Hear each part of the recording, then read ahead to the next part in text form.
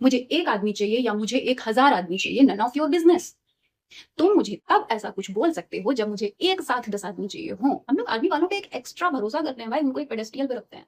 और मैं एक मैट्रिमोनियल साइट पे थी जिसका नाम था जीवन साथी। और मुझे जीवन साथी से जीवन साथी तो नहीं मिले, बट हाँ मुझे फ्रेंड मिले और लड़कियां भी मिली, क्योंकि मेरे फ्रेंड को वो जीवन साथी पे मिली थी। एंड फिर उसको कोई प्रॉब्लम थी, देन उसने कहा कि तुम इनसे बात करो, ये तुमको सपोर्ट कर सकती है। एंड उसने मुझसे बात की और फिर हम दोनों बन गए बहुत अच्छे फ्रेंड। मुझे लड़कियों की एक ये चीज समझ में ही नहीं आती कि तुम किसी बंदे से ज्यादा कमाती हो, गुड लुकिंग हो, ज्यादा अच्छी इंसान हो, फिर भी किसी बेवकूफ गधे बंदे से तुमको मार खाने की क्या जरूरत है। Hello everyone, welcome and welcome back to my channel. गर्मी बहुत पड़ रही है और भले ही मैं लखनऊ में रहती हूँ लेकिन लाइट इतनी कट रही है कि क्या बताऊँ। चलिए इधर उधर की बातें ना करते हुए सीधा आते हैं स्टोरी पे। ये स्टोरी मेरी फ्रेंड की है और ये करंट चल रहा है। ये सिचुएशन अभी तक अपने एंड तक नहीं पहुंची है, बट फिर भी मुझे इस पे बात करनी थी। नाम बता दूं, मैं नाम और कुछ चीजें चेंज करूंगी ताकि इतना ऑब्वियस ना हो जाए किसी के लिए समझना, मुझसे स्पेशली जो लोग मुझसे जुड़े हुए हैं। तो पहले तो मैं बताऊं, ये मुझे मिली बहुत इंटरेस्टिंग तरीके से थी। मैं एक मैट्रिमोनियल साइट पे थी जिसका नाम था जीवन साथी। और मुझे जीवन साथी से जीवन साथी तो नहीं मिले, बट हाँ मुझे फ्रेंड मिले और लड़कियां भी मिली, क्योंकि मेरे फ्रेंड को वो जीवन साथी पे मिली थी। एंड फिर उसको कोई प्रॉब्लम थी, देन उसने कहा कि तुम इनसे बात करो, ये तुमको सपोर्ट कर सकती है। एंड उसने मुझसे बात की और फिर हम दोनों बन गए बहुत अच्छे फ्रेंड। तो इस फ्रेंड का नाम पूजा है, ओके। एंड ये गवर्नमेंट जॉब में है और ये बहुत अच्छा अर्न करती है। पूजा का भी फर्स्ट मैरिज से डिवोर्स हो चुका था और उसके एक बच्चा है, एक बेटा, जो कि अभी 10-11 साल का है, कुछ ज्यादा बड़ा नहीं। मतलब अभी करंट सिचुएशन में, जब उसका डिवोर्स हुआ था तब उसका बच्चा बहुत ही छोटा था, 3-4 साल का। एंड उस लड़की ने उतने छोटे बच्चे को बिल्कुल अकेले पाला, बिल्कुल अकेले। पता है कैसे? क्योंकि ना तो उसकी माँ है ना उसके बाप है। और आप जानते हो जब माँ बाप नहीं होते तो आपका मायका मायका नहीं रह जाता। उसके भाई भाभी तो थे, बट वो उससे लिटरली रिश्ता तक नहीं रखते। उसकी कुछ सिस्टर्स भी हैं, 3-4 बहनें हैं वो, बट वहां से ही वो सपोर्ट नहीं था। उस लड़की ने अकेले रह के जॉब, घर, बच्चा सब संभाला। और जब वो थोड़ी स्टेबल हो गई, अपने इमोशनल ट्रॉमा से निकल आई, उसका बच्चा भी धीरे धीरे बड़ा होने लग गया, तब उसने सोचा कि चलो लाइफ में आगे बढ़ते हैं, एक और चांस देते हैं। और उसने इसी मैट्रिमोनियल साइट से एक लड़का ढूंढा। लड़का क्या, आदमी था। उस आदमी के प्रोफाइल में था कि वो डिवोर्स्ड है और उसके 2 बच्चे हैं, बेटियां हैं, और वो आर्मी में था। इन्होंने ये सब वेरीफाई किया कि वो आर्मी में है। इवन इसके कोई कजिन वगैरह जहां पे उसकी पोस्टिंग थी ना, वहां जाके देख के भी आए थे। और गांव जो उसका पेटर्नल हाउस था वहां नहीं गए, क्योंकि आई थिंक इसने बोला था कि इसके भी माँ बाप नहीं है। ऐसा कुछ था। इसके चाचा वगैरह हैं जिनसे ज्यादा पटती नहीं है, बट माँ बाप नहीं है। और बच्चियां जो है वो माँ के साथ रहती है। हाँ, ये स्टोरी उसने बताई थी। और उनसे भी कुछ खास लेना देना है नहीं। इसने बोला कि मेरी जिससे शादी होगी उसका जो बच्चा होगा वही रहेगा मेरे पास, क्योंकि वो मतलब नहीं रखती है मुझसे। इसको सब कुछ ठीक लगा और इसने सोचा कि चलो ठीक है, मैं शादी कर लेती हूँ। और शादी हुई अपने नॉर्मल रिचुअल्स से। कुछ लोग थे, लाइक इसके कुछ रिलेटिव्स, सिस्टर स्पेशली, तो इनकी जो है शादी हो गई उससे। अब उसने सोचा कि चलो ठीक है, एक बार हो गया, अब अच्छा लड़का मिल गया है। अच्छा लड़का तो नहीं था, आदमी मिल गया है, जॉब में है, वो भी, ये भी जॉब में है। और अब जिंदगी अच्छी कटेगी। बट ज्यादा दिन नहीं हुए, शादी का 1 साल ही हो पाया था, आई थिंक उतना भी नहीं हुआ था। और इतना समय भी इसलिए कट गया था क्योंकि वो आर्मी में था, वो लगातार इसके साथ नहीं रह रहा था। इसको उसके साथ रहने पे कुछ फोन आते थे और नंबर छिपाना ये सब करके इसने जब चेक किया, इसको कुछ गड़बड़ लगी। फिर शायद उसके जॉब पेपर्स में बीबी का नाम देख के या कैसे भी करके, however she got to know that he is not divorced. His wife is living in his paternal house with his 2 daughters. कोई डिवोर्स वगैरह नहीं हुआ था उसका। एंड वो सरप्राइज हो गई कि यार ये हुआ क्या मेरे साथ, ऐसा कैसे हो गया। फिर उसने पता करवाया एंड जब इसकी ये सारी चीजें खुली उसके सामने, पूजा के सामने, तो ये भाग गया अपनी फर्स्ट वाली बीवी के पास, मतलब अपने पैटर्नल हाउस में। और पहले भी ये यहाँ आया करता था, तो यहाँ तो बड़े अच्छे से रहता था इसके साथ। ऐसे दोनों सिटीज बहुत डिफरेंट है। पूजा की सिटी अलग है और इसका पैटर्नल हाउस जहाँ ये बताता था वो एक डिफरेंट सिटी थी। सो होता ये है कि छुट्टी पे आता था, सपोज दैट रहा पूजा के पास 10 दिन, फिर कहता था अब मुझे गांव जाना है, कुछ खेत वगैरह का काम है और थोड़ा घर भी साफ वगैरह करवा आता हूँ, फिर आता हूँ। ठीक है, जब ये वहां जाता था तो इसका फोन नहीं उठाता था, बात नहीं करता था इससे। और फिर as I told you, however she knew कि इसकी बीवी वहीं रहती है, इसने कोई डिवोर्स वगैरह नहीं लिया उससे। तो अब भाई वो तो सरप्राइज हो गई, इसने उसकी वाइफ से बात की, उसकी वाइफ उल्टा इसको गाली दे रही है। भाई तुम विक्टिम हो, वो भी विक्टिम है, तुम दोनों ही विक्टिम हो, है ना? इस लड़की को क्यों गालियां दे रही हो, इतनी बेवकूफ औरत। और इसका फोन भी नहीं उठाती थी। इसने बोला कि तुम्हारे पति ने तुम्हें धोखा दिया है तो तुम इस पे केस करो, तो कहती मैं तो नहीं करूंगी कोई केस, तुम ही करो जाके केस, तुम्हारे साथ किया है ना, तुम करो जाके case. As I told you, women never supports women. भाई नहीं करती, बहुत कम। 100 में से कोई एक ही लड़की औरत ऐसी होगी जो दूसरी औरत का सपोर्ट कर दे या फेयर डिसीजन ले ले। औरतें बहुत मीन और बायस्ड होती हैं भाई, बहुत ज्यादा। तो क्या होता है कि वो भी इसको उल्टा सीधा बोलती है। एंड तब ये जब सबसे डिस्कशन करती है तो ये सोचती है कि जाती हूँ मैं पुलिस और कोर्ट के थ्रू। देखो, इसको उससे किसी तरीके का मेंटेनेंस वगैरह तो कभी नहीं मिल पाता, बिकॉज ये खुद जॉब में थी, और जो खुद जॉब में है, गवर्नमेंट जॉब में है, उस आदमी से ज्यादा तनख्वाह उठा रहा है, तो उसको मेंटेनेंस की नीड तो है नहीं। और क्या है कि चीटिंग का केस बनेगा, फ्रॉड का केस बनेगा, है ना? बट एक वो तो आती है ना कि भाई तुमने मेरी लाइफ को खेल समझ लिया है क्या, मेरी एक बार ऐसी हो ही चुकी और तुमने मुझे धोखा दिया ना, उसके लिए काफी दिक्कत हो जाएगी। देखो सोसाइटल दिक्कत इतनी नहीं है, ठीक है, सोसाइटी वाले तो जब उसने नहीं शादी की होगी तब भी यही बोलते हैं कि अरे पति को छोड़ दिया, पति से नहीं बनी, इसी में कुछ कमी होगी, वो डिफरेंट है। बट एक जो इमोशनल ड्रामा होता है उसका क्या लगता है ना कि शायद मेरा हक नहीं है प्यार पे, शायद मेरी किस्मत में ऐसा नहीं, क्या मुझे ऐसे ही लाइफ काटनी पड़ेगी। वो जैसे भी अपने ट्रॉमा से उबर के इंसान दूसरी जगह एक चांस लेता है और तुम वहां भी उसकी जिंदगी खराब कर दिया तुमने, सब कुछ जानते हुए। तो कितना घटिया इंसान है वो, ऊपर से आर्मी में।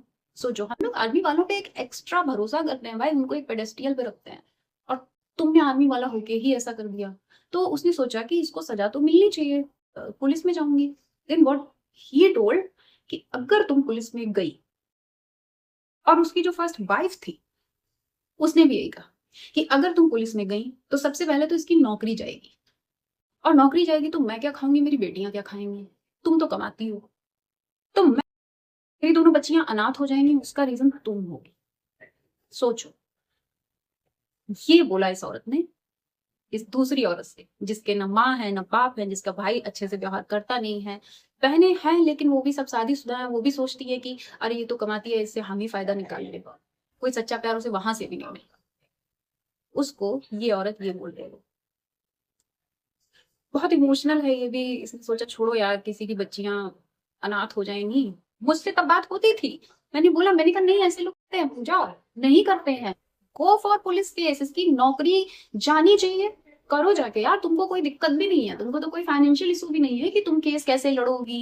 या देखो, मैं बिल्कुल ही अकेली रहती हूँ, तो मैं तो ज्यादा भाग दौड़ करने से डरती हूँ, बिकॉज मैं जब जब जाऊंगी भाग दौड़ करूंगी, मेरा बच्चा बिल्कुल अकेले रहने वाला। इतनी अकेली तो नहीं थी, उसकी सिचुएशन इससे बहुत बेटर थी, बिकॉज जहाँ उसका खुद का घर है, उसका बच्चा आराम से अपनी मासियों के पास रह लेता है, सब कुछ हो जाता है, तो कोई दिक्कत तो है नहीं। मैंने कहा तुम जाओ यार, तुम करो जाके केस। बट वो बोली नहीं यार, वो कर देगा, वो मर जाएगा, उसकी बच्चियां अनाथ हो जाएंगी, मैं नहीं ये पाप लेना चाहती। मैंने कहा तुम्हारी इसी अच्छाई का फायदा उठा रहा है वो। तो हाउएवर ऐसे करते करते उधर उस लड़के के चाचा वगैरह भी इसको मिलने बुलाते हैं, मुझे बताती, मैंने कहा नहीं तुम मत जाना उनके प्लेस पे मिलने, ठीक है, उनको बोलो ये तुम्हारे प्लेस पे आए, ओके। तो मिलते हैं, वो कहते हैं तुम्हारी गलती है, तुमने क्यों नहीं पूरा जो है छानबीन करी। विक्टिम ब्लेमिंग, अपने यहाँ तो विक्टिम ब्लेमिंग सबसे इजी है ना। आप पुलिस तक के पास जाओ और ऐसा कोई केस हो तो वो जिस जो विक्टिम होता है ना उसको बोलता है, तुमने ही क्यों ट्रस्ट कर लिया। ये सबसे जो बुजदिल घटिया बायस लोग होते हैं ना, वो यही कहते हैं कि भैया कल्प्रिट को सजा दो, वो धूर्त होते हैं, उनसे क्या बहस करो, इससे अच्छा है जो विक्टिम है ना उसी को डांट दो, वो सबसे इजी है और बनते हैं बड़े। जबकि सबसे बड़े बुजदिल घटिया लोग यही होते हैं जो विक्टिम ब्लेमिंग करते हैं।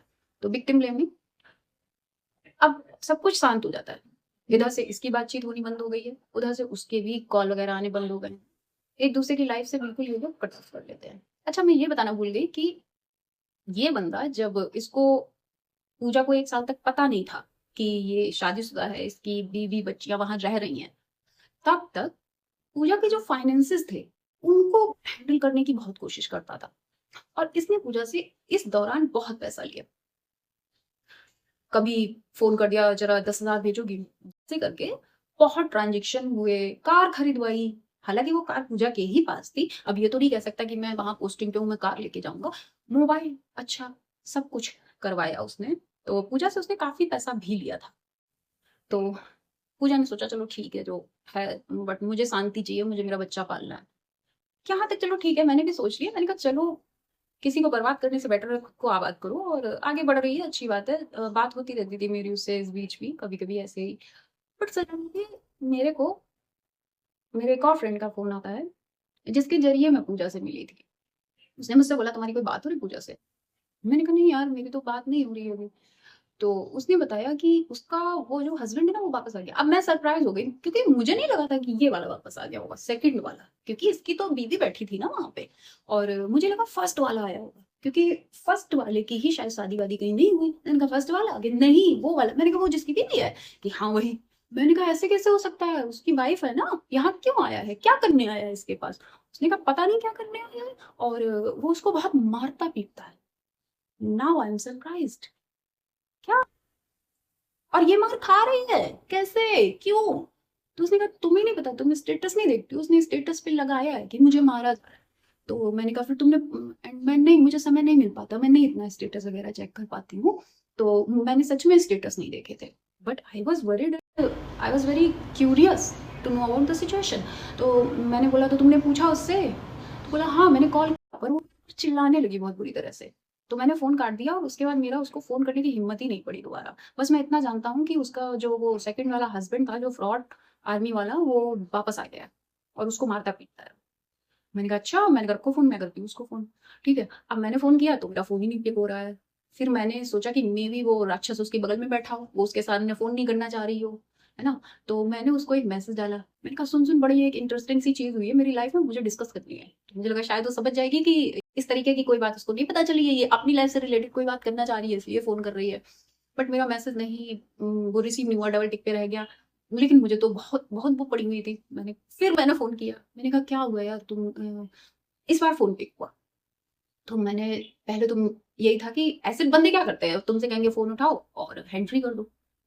सो फिर मैंने धीमे से पूछा, मैंने कहा है वो तुम्हारे हस्बैंड? बोली नहीं नहीं अभी चलेगा। मैंने कहा, आप बताओ ये क्या हो रहा है?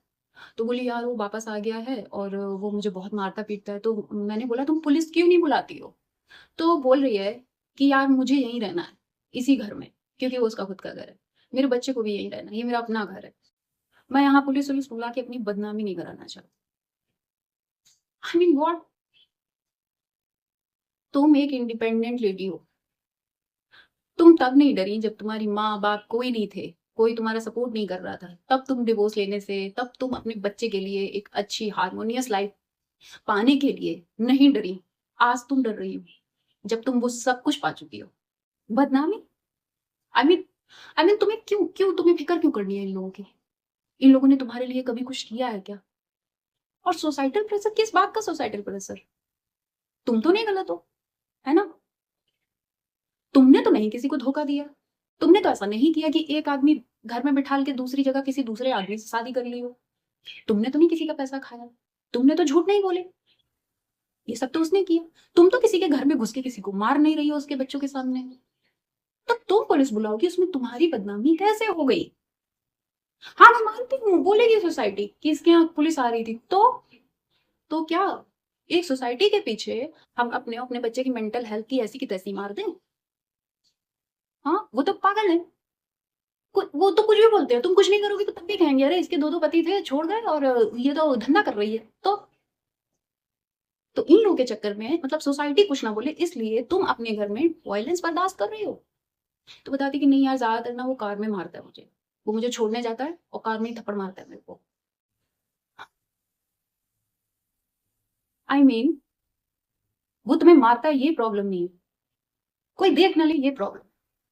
और बच्चों को हर वाइब्रेशन समझ में आती है, कोई छोटा बच्चा नहीं है, 10-11 साल का बच्चा है, उनको सब समझ में आता है। और घर में भी मारता है, ज्यादा नहीं मारता, ज्यादा कार में मारता है। और इसको बोलता है तू करेक्टर लेस है। तुझे आदमी चाहिए। मैंने कहा हाँ है, हाँ चाहिए तो मुझे एक आदमी चाहिए या मुझे 1000 आदमी चाहिए, नन ऑफ योर बिजनेस। तुम मुझे तब ऐसा कुछ बोल सकते हो जब मुझे एक साथ 10 आदमी चाहिए हो। एक आदमी जाने के बाद दूसरा आना कोई प्रॉब्लम वाली बात नहीं है। अगर सही होता है तो फिर हम लिए ना तो जगह बनती ना नीड होती। कोई मतलब ये कॉन्ट्रैक्ट होके आया है ऊपर से कि नहीं एक इंसान को इतना ही इंसान मिलना चाहिए, इतनी ही ट्रायल एंड एरर पे काम करना चाहिए। और तुझे नहीं औरतें चाहिए, तुझे तो एक साथ दो दो चाहिए। और कैरेक्टरलेस ये है, तू नहीं है कैरेक्टरलेस, भिखारी साला। और वो इन चीजों को एंटरटेन भी कर रही है, इंडिपेंडेंट वुमेन। उसको समझ ही नहीं आ रहा कि भाई ये टॉलरेट करने वाली चीज है ही नहीं। किस बात की इंडिपेंडेंट? आप सिर्फ फाइनेंशियली इंडिपेंडेंट हो गए हो बस। मेंटली आप अभी भी वही जो पिछड़ी मानसिकता थी उसी के हो, कि अगर पुलिस आती है जाती है तो आपकी बदनामी हो जाएगी। नहीं भाई, कैसे हो जाएगी? और जो अंदर आपका बच्चा रह रहा है वो, उसके लिए क्या? कि मेंटल हेल्थ का क्या? निगेटिव लेगा तो डिप्रेस रहेगा, पॉजिटिव लेगा तो फ्यूचर खराब हो जाएगा। अगर उसने इन चीजों को नॉर्मलाइज कर लिया अपने दिमाग में किसी भी कीमत पे, उसके लिए तो ये चीजें बहुत खराब है। बोलती है नहीं, मैं उसकी जो वाइफ है फर्स्ट वाली, उसको कॉल करती हूँ, मेरा फोन ही नहीं उठाती है। मैंने उसको पूछा कि क्या तुम लोग का खर्चा वर्चा नहीं चल रहा है जो इसको यहाँ भेज देती हो? तो उसकी बीवी बोलती है मैं क्या करूँ, मुझे थोड़ी ना बता के जाते हैं। बोल रही है मैं उसके चाचा को भी फोन करती हूँ, वो कहते हैं मैंने इनसे रिश्ता खत्म कर लिया है। तो तुम उन लोगों से शिकायत करने की हकदार हो ही नहीं। क्यों कर रही हो शिकायत तुम उनसे? वो क्यों लड़ेंगे तुम्हारी तरफ से? अगर वो तुम्हारी तरफ से लड़ते तो जब पहली बार ये चीजें सामने आई थी उसी वक्त इसका हिसाब किताब हो जाना था आदमी का। तब तो ये सब यही कह रहे थे कि केस मत करना वरना ये इसी लगा लेगी। उन लोगों से तुम कैसे उम्मीद रख सकती हो? और उम्मीद रखना बिल्कुल गलत है तुम्हारा उन लोगों से। That's what I said. And मैंने उसको समझाया, मैंने कहा फोन मत उठाया करना उसका। तो बोली कि वो मेरे फोन से ना मेरे सारे कोलीग्स के नंबर, मेरे सारी फ्रेंड्स का नंबर ले गया। और अगर मैं इसका फोन नहीं उठाती हूँ ना तो ये जो है मेरे कोलिग्स को फोन करता है कि उसको बोलो फोन उठाए, उसको बोलो फोन उठाए, और गाली गलौज करता है। I mean what? मैंने कहा यार एक केस डाल, रिपोर्ट कर जाके। ठीक है, घर पे ये है, घर पे मत बुला पुलिस, रिपोर्ट कर जाके। इसकी जॉब पे बनेगी ना तब ये डरेगा। तो बोलती है कि यार वो बीआरएस लेके आ गया है, रिटायरमेंट, अब तो जॉब भी नहीं खा सकती मैं उसको। हालांकि जॉब नहीं खा सकती फिर भी बहुत कुछ कर सकती है। But I don't know why, उसे क्यों नहीं लड़ना? और क्यों वो ये मार खा रही है? क्यों वो स्लट शेमिंग बर्दाश्त कर रही है? आर वर्ड उसे बोला जा रहा है, कैरेक्टरलेस उसे बोला जा रहा है, उसके पैसे पे अय्यासी की जा रही है, उसकी गाड़ी चलाई जा रही है, उसके घर में रह के उसके बच्चे के सामने उसी को मारा जा रहा है। और ये सब चीजें वो बर्दाश्त कर रही है। ये होती है हमारी सोसाइटी की अपब्रिंगिंग। बच्चियों को इतना इतना दबा के इस तरीके की चीजें बोल बोल के बड़ा किया जाता है कि वो ये सोचती हैं कि हम कोई कमोडिटी हैं। भले ही वो खुद अर्न कर रही हूँ, ऐसे 10 आदमी पाल लें, लेकिन फिर भी उन्हें नहीं समझ आता कि वो ये डिजर्व नहीं करती। और मैं बहुत गर्ल्स गर्ल, अगर मेरी कोई फ्रेंड है, बहुत दिनों पुरानी भी नहीं है, बस है, तो जैसे लौंडे होते हैं ना कि फोन आ गया भाई, लड़के लेके आ जा, इसने मुझे मारा, मैटर से मतलब नहीं, वो जाएंगे लड़ने के लिए। सेम मैं वैसी हूँ। मैं बोल रही हूँ, मेरे जिस फ्रेंड का फोन आया था ना मुझे कि वो ऐसा ऐसा कुछ हो रहा है, तो मैं उसको लिख के भेज रही हूँ जब भी मेरा फोन नहीं उठा रही, अरे यार ये मेरे को पता है ना, मैं तुरंत पहुंच जाऊंगी, मैं तो मार के आऊंगी उसको, ये सब करूंगी, मैं इतनी एक्साइटेड हूँ। सॉरी, मैं एक्साइटेड नहीं हूँ, इतना गुस्सा आ रहा है कि एक बार मुझे बोले तो मैं वहां आके मारूंगी इसको, पुलिस बुलाने में कोई दिक्कत हो रही है, मैं सच्ची में मारूंगी उसे। और जो भी होगा देख लेंगे, कुछ तो इसके अंदर डर बैठे, अगर तेरा कोई सपोर्ट नहीं कर रहा, आई विल सपोर्ट यू यार, मैं तुम्हें मेंटली सपोर्ट करूंगी व्हाटसोएवर। बट नहीं भाई, सपोर्ट मेरा तो नहीं चलेगा। और मेरी समझ में नहीं आ रहा है कि उसकी जो सिस्टर्स हैं वो क्यों नहीं उसे हिम्मत दे रही हैं। अरे तो क्या हो गया, क्या हो गया? दूसरी शादी थी, टूट गई, इसने थोड़ी गलत किया है। और यही मानसिकताएं जो हैं लोगों की, इसी वजह से वो बेचारी अब इतने बड़े धोखेबाज को अपने घर में बर्दाश्त कर रही है कि सेकंड मैरिज है यार, सेकंड मैरिज है। जिस बच्चे के लिए उसका जो है डिवोर्स हुआ था, और जब वो अलग हुई थी अपने फर्स्ट हस्बैंड से, तब उसके पास जॉब भी नहीं थी, तब वो बहुत कम कमाती थी कोई प्राइवेट जॉब करके। बाद में ये गवर्नमेंट जॉब उसे मिली है। उसने इतने कष्ट उठाए, इतना सब कुछ किया, अंत में जाके सब बर्बाद। क्योंकि जब तक ये आदमी इसकी लाइफ में रहेगा तब तक कुछ भी ठीक नहीं होने वाला। वो इससे पैसे भी लेता है, इसके घर में भी रहता है, उस औरत के भी साथ रहता है, इसे मारता है, पीटता है, गंदी गंदी गालियां देता है। हर जगह इसकी नाक कटा रहा है और मेरी समझ में नहीं आ रहा सिर्फ घर में पुलिस ना आने से तुम्हारी इज्जत कैसे बची रह जाएगी। ये राक्षस तुम्हारे घर में अगर महीने में 10 बार दिखेगा तो तुम्हारी इज्जत बनी रह जाएगी कि नहीं दूसरा वाला पति आता है। और बच्चे को कुछ नहीं पता असलियत, कितना छुपा लोगी, सब पता रहता है सब कुछ। बच्चे आजकल इतने मेंटली मैच्योर हैं कि आप बोलो भी ना वो बहुत चीजें समझते हैं, स्पेशली जो हम जैसी औरतों के बच्चे होते हैं। मेरा बेटा बहुत इमोशनली मैच्योर है, बहुत ज्यादा। समटाइम आई फील कि ये मुझसे भी ज्यादा इमोशनली मैच्योर है। हमारी सोसाइटी मुझे लगता है परवरिश और बेसिक ही गलत है लड़कियों को बड़े करने के, और बाहर के लोगों की सोचना क्यों। किसी लड़की के घर में पुलिस आ जाने से वो खराब लड़की कैसे हो जाती है, उसका रहना कैसे हराम हो गया। भाई कोई दिक्कत होगी पुलिस बुलाई है ना, पुलिस ही तो बुलाई है, चोर डकैत डकैत थोड़ी बुलाए हैं। कैसे गलत हो गया, किसी को पता लग जाएगा तो कैसे गलत हो गए, तुमने थोड़ी ना गलत किया। एंड बट यही बस यही सब है। मैं उसको बहुत विभिन्न प्रकार के आइडिया दे रही हूँ बट उसकी समझ में मेरे आइडियाज भी नहीं आ रहे हैं और मुझे बहुत बुरा लग रहा है। मैं दिन रात सोच रही हूँ उसके बारे में, दिन रात सोच रही हूँ बैठ के कि how can she do this, how can she do this, how can she do this, but पता नहीं वो तो ऐसा कर रही है, वो पियर कर रही है। तो मैं फिर मैं क्या कर सकती हूँ, मैं बैठ के वीडियो बना सकती हूँ, मैंने बना दिया। तो थैंक्स फॉर वॉचिंग। फरी बच्चों से प्यार करते रहिए। Bye bye, take care.